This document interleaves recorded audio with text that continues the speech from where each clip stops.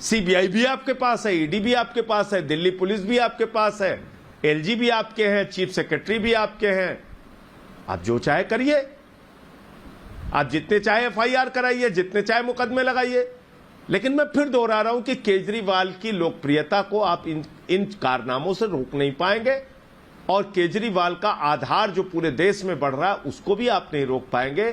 शिक्षा और स्वास्थ्य का मॉडल लोकप्रिय है, लोकप्रिय रहेगा, और इसके लेकिन संजय जी, मैंने आपकी बात मानी, चलिए, लेकिन आपने खुद कहा था संजय सिंह जी कि ये जो एक्साइज पॉलिसी लाए हैं आपकी दिल्ली सरकार, ये दिल्ली प्रदेश के लिए फायदेमंद है ना?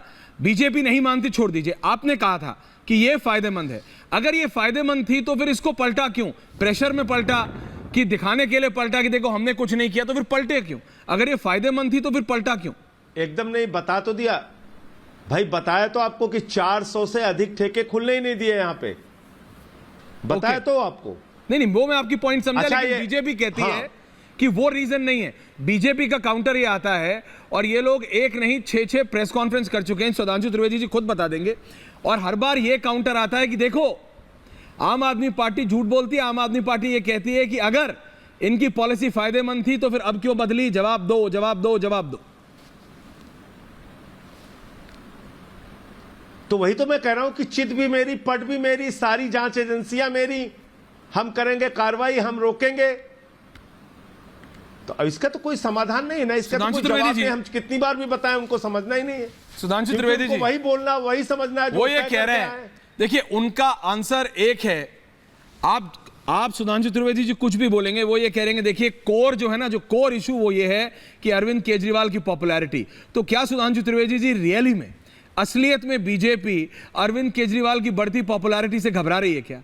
Is this the exact reason? क्या ये असली कारण है?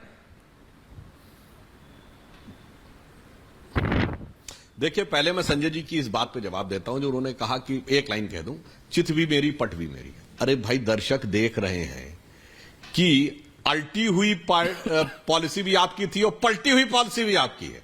मतलब पॉलिसी आपने लागू की तब भी आपकी जय जयकार थी, अब आप ही ने पलटी मारी है, पलटी किसी और ने नहीं मारी है। तो चित्त से पट आप हुए हैं और आप कह रहे हैं कि साहब हमारे ऊपर आरोप लगा रहे हैं। हकीकत तो यह है कि दोनों ही परिस्थितियों को आप जिस ढंग से डिफेंड कर रहे हैं वो पूरी तरीके से देश की जनता को समझ में आ रहा है कि दाल में कुछ काला जरूर है। अब रही बात इसकी केजरीवाल जी की लोकप्रियता की बात, अब जो इन्होंने कहा है ऐश्वर्या जी, बहुत साफ हो गया कि भाई हमसे लड़ने से पहले तो विपक्ष में लड़ाई की शुरुआत हो गई।